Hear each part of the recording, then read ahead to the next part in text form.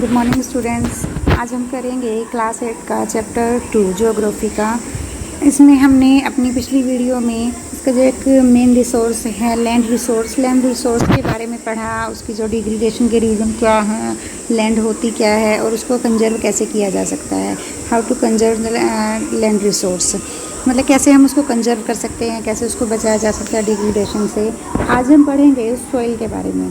Soil भी land का ही एक पार्ट होता है कि जो लैंड के ऊपर थिन लेयर होती है सॉइल की, उसके बारे में आज हम डिस्कस करेंगे। The thin layer of granny substance covering the surface of the earth is called soil.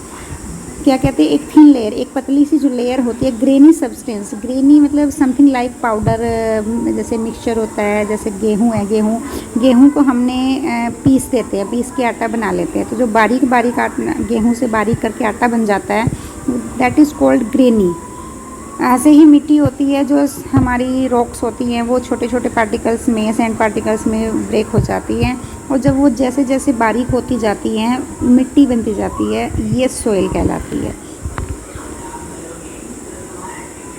It is closely link to land, ये सबसे ज़्यादा क्लोज लिंक होता है इसका लैंड से। Land forms determine the type of soil, तो land form के according ही soil का टाइप डिटरमाइन करता है, उसी पे डिपेंड करता है कि जो लैंड फॉर्म्स है, लैंड फॉर्म्स पर ही सॉइल का टाइप डिपेंड होता है। Soil is made up of organic matters, soil जो होती है वो ऑर्गेनिक मैटर से बनी होती है। ऑर्गेनिक मैटर्स कौन कौन से होते हैं इसमें, जैसे ऑर्गेनिक मैटर जैसे गोबर हो गया, जीवों के जो अवशेष होते हैं वो हो गए, पत्तियाँ वगैरह होगी, और मिनरल्स होते हैं। मिनरल्स जो भी हमारी इसमें लैंड में, सॉइल में मिनरल्स होते हैं, नेचुरल मिनरल्स होते हैं, उनसे मिलकर बनती हैं। वेदर्ड रॉक, देखिए यहाँ पर वर्ड वेदरिंग जो है वो एक्सप्लेन किया गया है। The breaking of the decay of exposed rock by temperature changes, frost, action plants, animal and human activities. जो हमारी रॉक होती हैं, रॉक्स जब ब्रेक होती चली जाती हैं, किसकी वजह से, टेम्परेचर की वजह से, टेम्परेचर चेंज होता है उसकी वजह से भी कई बार रॉक्स ब्रेक हो जाती हैं। और फ्रॉस्ट एक्शंस, प्लांट्स की वजह से, फ्रॉस्ट यानी कि ज़्यादा टेम्परेचर डाउन होता है तब भी रॉक्स पे इफेक्ट पड़ता है। प्लांट्स की वजह से भी, एनिमल्स की वजह से और ह्यूमन एक्टिविटीज़ की वजह से जो रॉक्स होती हैं वो बारीक बारीक टुकड़ों में टूटती रहती है, तो इसको बोलते हैं वेदर्ड रॉक्स। तो वो भी हमारी सॉइल को इफ़ेक्ट करती है, वेदर्ड रॉक्स जो होती हैं। This happens through the process of weathering, ये वेदरिंग की प्रोसेस में होती हैं, यानी कि टेम्परेचर अप एंड डाउन जाता है या और कुछ ऐसी क्लाइमेटिक कंडीशंस आती हैं, उनकी वजह से ये वेदर हो जाती है। The right mix of mineral and organic matter make the soil fertile. The right mix यानी कि सही मिक्सचर किसका, मिनरल्स का और ऑर्गेनिक मैटर्स का, हमारी सॉइल को फर्टाइल बनाता है, उपजाऊ बनाता है। अब यहाँ पे हम कुछ टॉपिक पढ़ेंगे जिससे हमारी जो सॉइल है वो डिग्रेड हो रही है, डिग्रेडेशन ऑफ सॉइल, उसमें हम कुछ देखेंगे। यहाँ पे देखिए जो लैंडस्लाइड्स होती हैं वो भी जो खेती की जो हमारी ज़मीन होती है, सॉइल होती है, उसको काफ़ी इफ़ेक्ट करती हैं। और जैसे हैवी रेन होती है और ज़्यादा टेम्परेचर है, हमारी जो सॉइल है उसमें नमी नहीं है, ह्यूमस नहीं है, तो ये सारे के सारे जो इफ़ेक्ट होते हैं वो सॉइल को इफ़ेक्ट करते हैं। अब देखिए यहाँ पर हमारे पास ये एक कार्टून दिया हुआ है। वैसे यहाँ पर ये जो सॉइल है उसकी लेयर्स बताने, अर्थ की लेयर्स बताने के लिए यहाँ पर इसको दर्शाया गया है। देखिए सबसे ऊपर यहाँ पे जो ग्रीनरीज हैं, घास उगी हुई है, घास के नीचे ये जो पतली सी जो ब्लैक सी लाइन बनी हुई है, कर्विंग सी लाइन है ब्लैक कलर की, ये होता है top soil with humus and vegetation. ये बिल्कुल पतला सा पार्ट होता है, जो सबसे ऊपर वाली परत होती है सॉइल की, ये ही हमारे लिए सबसे ज़्यादा फर्टाइल होती है, इसी पे हम खेती उगाते हैं। उससे नीचे जब हम आ जाते हैं, ये जो रेड से कलर में है प्रिंटिंग सी, सब soil with sand, silt and clay, ये कौन सी होती है, ये सब सॉइल होती है। इसमें क्या होता है, सैंड होता है, सिल्ट होती है और क्ले होती है, यानी कि ये मिक्सचर होती है, कहीं पे रेतली होती है, कहीं पे चिकनी होती है, इस तरह की मिट्टी होती है। इसमें ऑर्गेनिज्म नहीं होते हैं, ऑर्गेनिक मैटर्स नहीं होते इसमें। अब येलो कलर में नीचे है ये वेदर्ड रॉक मटेरियल, जब चट्टानें टूट जाती हैं, किसी से चट्टानें डैमेज हो जाती हैं, तो ये वेदर्ड रॉक मटेरियल बनता है। सबसे नीचे आएंगे पेरेंट रॉक जो होती है। पेरेंट रॉक मतलब जो रॉक का एक्चुअल फॉर्म होती है वो यहाँ पर पेरेंट रॉक है। तो सबसे ऊपर ये हमारी जो सॉइल होती है, ये ब्लैक सी लेयर दिखाई गई है पतली सी, ये होती है सबसे ज़्यादा फर्टाइल, जो हमारे खेती के काम आती है। फैक्टर्स ऑफ सॉइल फॉर्मेशन, देखिए सॉइल बनती कैसे। The major factors of soil formation are the nature of the parent rock and climatic factors. एक तो ये नेचर पे डिपेंड करता है किसके, पेरेंट रॉक के। जो मेन रॉक होती है उसके नेचर पे डिपेंड करता है, उसमें जोन से मिनरल्स, जोन से ऑर्गेनिक ऑर्गेनिज्म होते हैं, वही हमारी सॉइल में भी ऑटोमेटिकली आ जाते हैं। Other factor are topography, role of organic material, time taken for the composition of soil formation. तो देखिए इसके लिए क्या क्या मैटर करता है।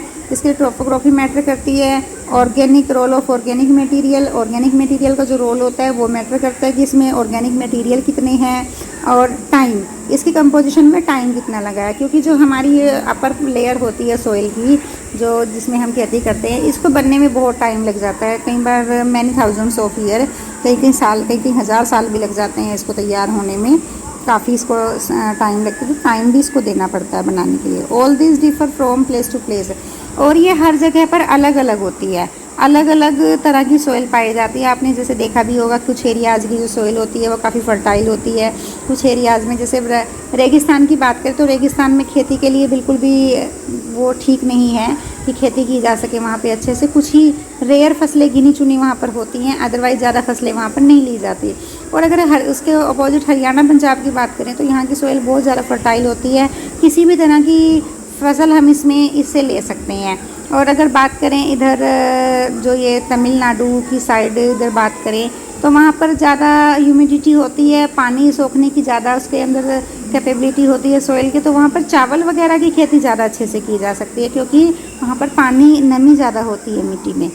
अब ये सॉइल को अफेक्ट करने वाले कौन कौन से फैक्टर्स हैं वो इस डायग्राम में शो किए गए हैं। डायग्राम 2.4 में फैक्टर्स अफेक्टिंग सॉइल फॉर्मेशन को अफेक्ट करने वाले फैक्टर्स।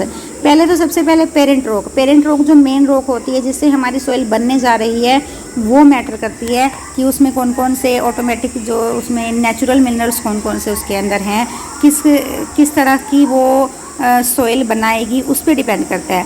रिलीफ मतलब वहाँ का जो टेम्परेचर है, एल्टीट्यूड है, कौन सी लोकेशन में आपकी जो सॉइल है, लैंड है, वो पड़ती है, उस पर डिपेंड करता है।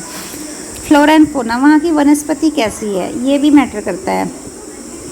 क्लाइमेट कैसा है वहाँ का, क्लाइमेट जैसे टेम्परेचर कितना है, रेनफॉल कितना होता है, और वेदरिंग रेट कितना है, ह्यूमस फॉर्मेशन कैसा है, ये सब के सब क्लाइमेट में आ जाएंगे।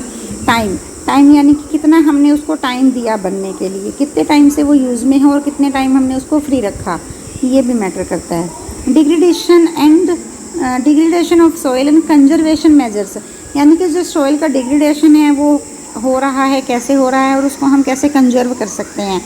तो डिग्रेडेशन के तो इसके दोनों ही तरीके होते हैं, ह्यूमन मेड भी हैं और ह्यूमन बींग्स भी इसके लिए रिस्पॉन्सिबल हैं, और नेचुरल्स जो फैक्टर्स हैं वो भी इसके लिए रिस्पॉन्सिबल होते हैं। जैसे ह्यूमन कैसे होते हैं, जैसे ओवरग्रेजिंग की अगर बात करें, ओवरग्रेजिंग यानी कि एक ही जगह पे बार बार जानवरों को चरा रहे हैं एक ही जगह पे, तो कुछ उनके पैरों से वो कुचल के मिट्टी ख़राब होती है, कुछ उनके पैरों से लग के दूसरी जगह पे जाके डिपॉजिट हो जाती है, तो मीन वो खेती के लायक ठीक नहीं रहती है अगर ओवरग्रेजिंग की जाए वहाँ पर। दूसरा क्या है कि जैसे जंगलों को काट देते हैं तो मिट्टी की जो पानी जो रोकने की वो होती है, क्षमता होती है, वो कम हो जाती है और पानी मिट्टी को बहाकर ले जाता है। तो ये ह्यूमन फैक्टर्स हैं। और नेचुरल फैक्टर्स में और आएगा लैंडस्लाइड्स है, बाढ़ आ गई तो बाढ़ जो है मिट्टी की ऊपरी लेयर को बहा कर ले जाएगी जो कि फर्टाइल होती है, और नीचे की जो लेयर होती है वो आ जाएगी। देखिए जो यहाँ पर हम देख रहे हैं सब सॉइल जो हम देख रहे हैं, और ये सब सॉइल विद सेंसिटिव क्ले ये रह जाएगी और इसका कोई यूज़ नहीं होता हमारी जो एग्रीकल्चर होती है उसमें। अब इसको हम कंजर्व कैसे कर सकते हैं। Some method of soil conservation are listed below, कि यहाँ पर जो सॉइल है उसको कंजर्व करने के कुछ मेथड दिए गए हैं। एक होती है मल्चिंग में एक ये भी एग्रीकल्चर का मेथड है। मल्चिंग की ज़रूरत कहाँ पड़ती है, जैसे हमने देखा कि सन होता है, सन इवेपोरेशन के थ्रू मिट्टी से जो नमी होती है उसको छीन लेता है, उसको उड़ा देता है, इवेपोरेट करके।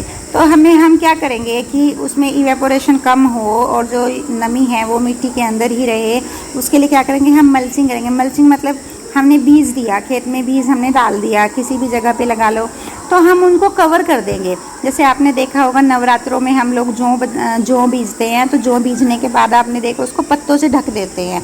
ये क्या होता है कि ये मिट्टी में जो नमी है उसको बना के रखता है और जल्दी ही से वो जर्मिनेट हो जाते हैं, जो सीड्स होते हैं जल्दी जर्मिनेट हो जाते हैं। तो ये मल्चिंग कहलाती है। किसी भी चीज़ से, जैसे स्ट्रा है या कुछ और है, उससे उसको कवर कर देते हैं। कवर करने के बाद फिर थोड़े दिन के बाद वो जल्दी से फिर जर्मिनेट हो जाता है, फिर उसको खोल देते हैं। अब आगे हैं कंटोर बैरियर्स। कंटोर बैरियर्स यानी कि जैसे स्टोन्स होते हैं, घास होती है, तो सोइल में क्या करेंगे, उसमें एक कंटोरिंग करके ना छोटे छोटे बैरियर्स बना देते हैं, ताकि एक जगह के पार्टिकल्स दूसरी जगह पर ना जाएं। छोटी छोटी डोल सी, बाड़ सी बना देते हैं, छोटी छोटी सी। इससे पानी भी कलेक्ट किया जा सकता है और मिट्टी को एक जगह से दूसरी जगह जाके डिपॉजिट होने से भी रोका जा सकता है। रॉक डैम, जैसे कई बार पानी आता है, ऊपर से आ रहा है तो तेज़ी से आगे नीचे गिरता है, तो डेफिनेटली वो हमारी मिट्टी को काटता है। तो क्या करेंगे, जहाँ पर भी लगता है कि यहाँ से पानी आता है या इस जगह से होके पानी को, तो रॉक से वहाँ पे एक बैरियर बना देंगे, उसको रॉक डैम कहा जाता है, ताकि वो मिट्टी को बहाकर ना ले जाए। अब बात करेंगे हम टेरेस फार्मिंग की। टेरेस फार्मिंग होती है, सीढ़ी की तरह के खेत बनाए जाते हैं। थोड़ा सा एरिया प्लेन किया, फिर थोड़ा ऊपर चले, फिर थोड़ा सा एरिया प्लेन किया, और साथ के साथ उनकी बाड़ भी बनाते जाते हैं, ताकि पानी और जो फर्टिलाइज़र्स हैं वो बह के नीचे ना जा पाएँ। इंटरक्रॉपिंग में आएगा कि जो फसलें होती हैं उनको बदल बदल के बोना चाहिए। कभी कोई फसल ले ली, कभी, क्योंकि अगर हम एक ही पर्टिकुलर फसल एक खेत में बोते रहेंगे तो उसमें कुछ जो स्पेशल मिनरल्स होते हैं, स्पेशल ऑर्गेनिज्म होते हैं, वो कम हो जाते हैं। इसीलिए फसलों को हमने बदल बदल के बोना चाहिए। कंट्रोल प्लेइंग, इसमें भी सेम ही आएगा कि पैरेलल कंडीशन में हिल एरियाज़ में ये अप्लाई होती है मेथड, कि पैरेलल में बनाए जाते हैं जो खेत होते हैं सीढ़ी की तरह तरीके से, फिर उनमें खेती की जाती है। शेल्टर बेल्ट, तो जो शेल्टर बेल्ट होती है, शेल्टर बेल्ट के अंदर हम देखेंगे, ये देखिए यहाँ पर ये डायग्राम में दिखाया गया है। हमने देखा कि पेड़ जो है उनकी एक लाइन से बनाई गई है। एक चीज़ और है कि जो कोस्टल और ड्राई एरियाज़ होते हैं वहाँ पे हवाएं बहुत चलती हैं, बहुत ज़्यादा हवाएं चलती हैं, तो इससे जो है सॉइल डिग्रेडेशन डेफिनेटली होगा ही होगा। तो हम अपने जैसे खेत हैं, खेतों के चारों तरफ पेड़ लगा के, पेड़ों की देखो थिक लाइन लगाई हुई है, थिक लाइन, जिससे हवा भी इधर उधर से, तो ये पेड़ क्या करेंगे, ये हवाओं को रोक लेंगे। पेड़ हवा को रोक लेंगे तो खेत के अंदर ज़्यादा हवाओं का इफेक्ट नहीं पड़ेगा। तो इस तरीके से शेल्टर बेल्ट लगा के भी हम सोयल डिग्रेडेशन को रोक सकते हैं। अब यहाँ पे एक एक्टिविटी बताई जा रही है, देखिए एक एक्टिविटी यहाँ पे दिखाई गई है। ये ए और ये बी, यहाँ पे 2 ट्रे हैं। हमने 2 ट्रे ली, उनमें 5-6 होल कर लिए और उनमें हमने मिट्टी डाल दी, सोयल डाल दी। सोयल डालने के बाद एक ट्रे में हमने क्या किया, थोड़े से ग्रे जो सीड्स होते हैं, सीड्स डाले, वीट और राइस से कुछ भी लगा लो, किसी के भी सीड्स डाले, तो हमने सीड्स डाल दी। अब देखिए दोनों ट्रेज में इक्वल हमने होल बनाए हुए हैं, 6-6, 7-7, 8-8 हमने होल बना लिए इसमें, तो दोनों में हमने इक्वल होल बनाए हुए हैं। फिर हम क्या करेंगे, एक मग में पानी लेंगे और अब इसमें क्योंकि ट्रे में नीचे होल हैं, पानी डालेंगे तो डेफिनेटली वो नीचे निकल जाएगा। तो हम पानी लेंगे, उसके नीचे एक बर्तन रखेंगे, ऊपर से पानी डालेंगे और जो भी उसमें से मड वगैरह जो भी निकलेगा वो नीचे इसमें बर्तन में जाके गिरेगा। फिर सेम प्रोसेस हम दूसरे के साथ करेंगे। ए के साथ हमने कर लिया, फिर हम बी के साथ वही चीज़ करेंगे, मग पानी का डालेंगे और मग पानी का डालने के बाद उसको देखेंगे। तो बाद में फाइनली हम जो नोटिस करेंगे वो रिज़ल्ट क्या होगा कि जिसमें हमने सीड्स को जर्मिनेट किया था, छोटे छोटे प्लांट्स जिसमें उगाए थे, जिसमें हमने बीज डाला हुआ था, पौधे लगे हुए हैं जिसमें, उसमें से मिट्टी कम नीचे जाएगी। वो मिट्टी को रोकने की क्षमता रखता है, उसकी जो जड़ें होती हैं पौधों की वो मिट्टी को रोक लेती है, और जिसमें हमने कुछ भी नहीं लगाया हुआ उसकी सारी मिट्टी छेद से नीचे निकल जाएगी, ट्रे में जो छेद हमने कर रखे हैं। इससे क्या समझ में आता है कि अगर हम ज़मीन में पेड़ वगैरह लगा के रखते हैं तो वो मिट्टी को कटने नहीं देता, मिट्टी को रोक के रखता है। थर्ड हमारे पास नेचुरल रिसोर्स है वाटर। हमने लैंड को डिस्कस कर लिया, सोइल को डिस्कस कर लिया, अब हम डिस्कस करेंगे वाटर को। वाटर क्या है, water is a vital renewable natural resource. Renewable का मतलब होता है कि हम इसको रीयूज़ कर सकते हैं, बार बार रीयूज़ हम इसको कर सकते हैं। एक वाटर साइकिल के थ्रू ये सारा प्रोसेस चलता रहता है। तो इसमें क्या है, 3/4 of the earth surface is covered with water, कि जो हमारी अर्थ है इसका 3/4 पार्ट जो है वो वाटर से कवर है, यानी कि लगा लीजिए अगर 100% में से बात करें 3/4 तो 70% covered, 70% area of earth is covered by water, water से कवर्ड है ये। It is therefore appropriately called the water planet. हम अर्थ को अगर वाटर प्लानिट कहें, इसको ब्लू प्लानिट भी कहा जाता है, बिकॉज ऑफ वाटर, वाटर की जो क्वांटिटी है इतनी है कि उसकी वजह से इसको ब्लू प्लैनेट कहा गया है। तो अगर हम इसको वाटर प्लैनेट कहें तो वो भी गलत नहीं होगा, क्योंकि वाटर की क्वांटिटी ही इतनी ज़्यादा है इस पर। It was in the primitive oceans and life began almost 3.5 billion years back. Even today, the oceans cover 2/3 of the Earth's surface and support a rich variety of plant and animals life. तो जो water है समुद्र के अंदर वो काफ़ी ज़्यादा water cover उन्होंने किया हुआ है, कि इतना वाटर है कि अगर इंसान की जो लाइफ होती उसके उस लाइफ में जितना चाहिए होता उससे बहुत ज़्यादा पानी ओशंस में इकट्ठा हो रखा है। Oceans water is however saline and not fit for human consumptions. लेकिन जो समुद्र का पानी होता है उसमें एक स्लाइन होती है, एक जैसे चिकचिका सा होता है, वो इंसानों के लिए सही नहीं है, हमारे यूज़ के लिए वो सही नहीं है। Fresh water accounts for only about 2.7%। अब देखिए उसमें से 100% में से सिर्फ 2.7% जो वाटर है वो हमारे यूज़ करने के लायक है। Nearly 70% of this occur in ice seats and glaciers in Antarctica, और उसमें से भी 70% जो फ्रेश वाटर है वो अंटार्कटिका में बर्फ़ के रूप में है। अब सिर्फ हमारे पास यहाँ पर 1% फ्रेश वाटर है जो कि हम यूज़ कर रहे हैं, सिर्फ 1%। It is found as ground water, as surface water in rivers and lakes and water vapour in the atmosphere. और ये सारा का सारा कहाँ है? सारा का सारा ये नहीं कि हमारे हैंडपम्प में और टैंक्स में और टंकी में है, ये सारा का सारा कहाँ है? कुछ रिवर्स में है, कुछ लेक्स में है, कुछ इवेपोरेशन के थ्रू हमारे इन्वायरमेंट में रहता है, और कुछ अंडरग्राउंड वाटर है। Fresh water is therefore the most precious substance on the earth. इसीलिए अर्थ पर सबसे कीमती जो सब्सटेंस है, सबसे कीमती जो कोई चीज़ है वो फ्रेश वाटर है। वाटर नहीं है, वाटर तो बहुत है, जो ओशंस हैं वाटर से भरे पड़े हैं, लेकिन जो फ्रेश वाटर है वो सिर्फ हमारे पास 1% है, इसलिए ये सबसे ज़्यादा प्रीशियस थिंग है अर्थ पर। Water can neither be added nor subtract from the earth. ना ही हम अर्थ में वाटर को ऐड कर सकते हैं और ना ही इससे अलग कर सकते हैं, जो जितना है जैसे है वो वैसे ही रहेगा। It is total volume remains constant, it abundance only seems to vary because it is in constant motion cycle through the oceans and the air, land and back again through the process of evaporation. Water cycle चलता रहता है, कैसे चलता है? Evaporate होता है, फिर बारिश होती है, फिर इवेपोरेट, समुंदर से इवेपोरेट होकर पानी जाता है, बारिश होती है, नदियों से बह के फिर पानी समुंदर में चला जाता है, फिर समुंदर से इवेपोरेट होता है। इट मीन्स ये वाटर साइकिल चलता ही रहता है, ऐसे ही चलता रहता है। Humans use huge amount of water not only for drinking and washing but also in the process of productions. Water for agriculture, industries, generating electricity. अब सिर्फ हम पीने के या अपने कपड़े धोने के, नहाने के या घर साफ़ सफाई करने के यूज़ में वाटर को यूज़ नहीं करते हैं, इसके और भी यूज़ होते हैं। एग्रीकल्चर में यूज़ होता है, फैक्ट्रीज़ में यूज़ होता है, डैम में पानी कलेक्ट करके इलेक्ट्रिसिटी बनाई जाती है, बहुत सारे इसके यूज़ होते हैं। तो यहाँ पर देखिए एक्टिविटीज़ में क्या इसमें एवरेज बताई गई है कि वाटर जो है वो किस क्वांटिटी में है। ड्रिंकिंग वाटर कितना है?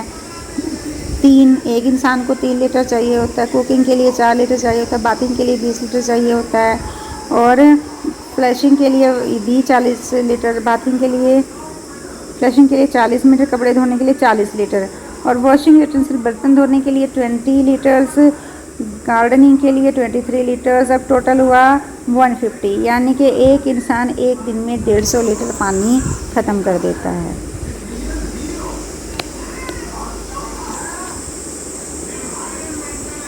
अब यहाँ पे देखिए प्रॉब्लम्स ऑफ वाटर अवेलेबिलिटी कि पानी की जो अवेलेबिलिटी है उसकी प्रॉब्लम्स क्या हैं। There is a scarcity of water in many regions of the world. But दुनिया के कई रीजन्स ऐसे हैं, कई इलाके ऐसे हैं कि वहाँ पर पानी की बड़ी ही दिक्कत है, बहुत ज़्यादा ज़िल्लत है पानी की वहाँ पर। जैसे अफ्रीका की बात करें, West Asia, South Asia, part of western USA, north west Mexico, part of South America and entire Australia are facing shortage in fresh water supply. अगर ऑस्ट्रेलिया की बात करें तो चारों तरफ समुंदर से घिरा हुआ एरिया होता है ऑस्ट्रेलिया का, लेकिन फिर भी फ्रेश वाटर की वहाँ पे इतनी दिक्कत है। मैंने अभी बताया आपको कि समुंदर का पानी हम यूज़ में नहीं कर सकते, चाहे वो जितनी मर्जी क्वांटिटी में है, कोई फ़र्क नहीं पड़ता। हम यूज़ कौन सा करेंगे? फ्रेश वाटर हम यूज़ करेंगे। तो ऑस्ट्रेलिया है और ये इस तरह की जो कंट्रीज़ अभी हमने इनका जिक्र किया है ऊपर, तो ये सारी की सारी है जहाँ पर पानी की दिक्कत है। Countries located in climatic zones most susceptible to dot for great problem of water scarcity। कि जो भी कंट्रीज़ हैं वो क्लाइमेटिक जोन में जो लोकेटेड हैं उनमें पानी की प्रॉब्लम्स रहती है, सूखे की वहाँ पे आशंका रहती है। Thus water shortage may be a consequence of variation in seasonal or annual precipitation or the scarcity is caused by over exploitation and contamination of water sources। तो इसकी दिक्कत के जो रीज़न है क्या है कि जो वाटर सोर्स है हम उसको ठीक से यूज़ नहीं करते हैं, उसको कंजर्व नहीं करते हैं, उसकी वजह से ये सारी स्केर्सिटी की प्रॉब्लम हो रही है, वाटर स्केर्सिटी हो रही है। कंजर्वेशन ऑफ वाटर, अब वाटर को कंजर्व कैसे किया जा सकता है? Access to clean water and adequate water source is a major problem facing the world today. साफ जो पानी है और जो पानी को यूज़ करने के तरीके हैं, एडिकेट्स हैं, उनको लेके वर्ल्ड में काफ़ी सारी आजकल प्रॉब्लम वर्ल्ड फेस कर रहा है। Step have to be taken to conserve this dwindling resource. इस ख़त्म हो रहे जैसे जो ये रिसोर्स है डे बाय डे कम होता जा रहा है, तो इसको कंजर्व करने के लिए हमें क्या करना चाहिए? कौन कौन से स्टेप हम लोग ले सकते हैं? जबकि वाटर देखिए एक रिन्यूएबल रिसोर्स है, लेकिन उसके बावजूद भी ये क्या हो रहा है? कम होता जा रहा है। क्यों? क्योंकि जितना ये है हम उससे ज़्यादा इसको यूज कर रहे हैं।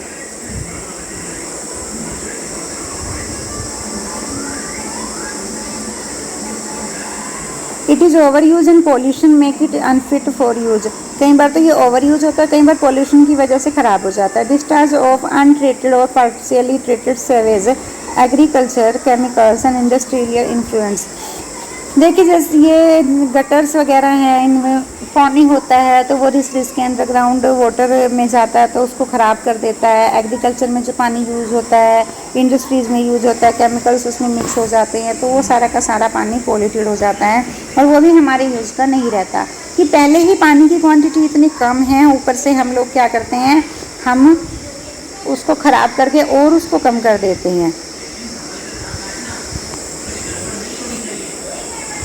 तो इसमें है कि हम वाटर को कैसे कंजर्व कर सकते हैं। टैंक बना के रेन वाटर को कलेक्ट कर सकते हैं, पानी को हम रीयूज़ कर सकते हैं। फॉर एग्जांपल जैसे हमने कपड़े वॉश किए तो कपड़े वॉश किया हुआ जो पानी है वो इकट्ठा करके आंगन को वॉश करने में हम उसको यूज़ कर सकते हैं। दूसरों कि नहाने के लिए ऐसे ही टैप को खुला ना छोड़े, जितने पानी की ज़रूरत है बाल्टी में पानी लेकर नहाएं, क्योंकि बाल्टी में पानी लेकर नहाने से एक क्वांटिटी का हमें थोड़ा रहता है कि हमने इतना पानी यूज़ कर लिया। शावर वगैरह यूज़ करते हैं तो पता ही नहीं चलता, गर्मियों में तो होता है कि बस नहाते रहो तो पानी ऐसे ही वेस्ट होता रहता है। सारी टैप्स का ध्यान रखें कि कोई टैप ख़राब तो नहीं है, लीक तो नहीं है। कई बार पानी उसमें से लीक होता रहता है, फिर से टैंक भर लेते हैं, फिर से लीक हो जाता है, फिर से टैंक भर लेते हैं, तो पानी ये बेकार ही होता है, वेस्ट होता है। तो इन सब चीज़ों का ध्यान रखें। रेन वाटर को कलेक्ट करें, रेन जितना हो सकता है रेन वाटर रेनिंग के टाइम पे रेन वाटर को यूज़ किया जाए, जितना ज़्यादा हो सकता है। अंडरग्राउंड वाटर उस टाइम पे यूज़ ना करें। तो इस तरीके से हम वाटर को कंजर्व कर सकते हैं। खेतों में भी ऐसे तरीके से मेड़बंदी कर सकते हैं कि जो बारिश का पानी है एटलीस्ट वो हमारे खेत में ही अंडरग्राउंड हो जाए, ताकि बाद में हमें ज़्यादा उसकी इरिगेशन की ज़रूरत ना पड़े। और इरिगेशन भी अगर करनी है तो ऐसे मेथड अप्लाई किए जाएँ जिसमें कम पानी से हम ज़्यादा एरिया को इरिगेट कर सकें।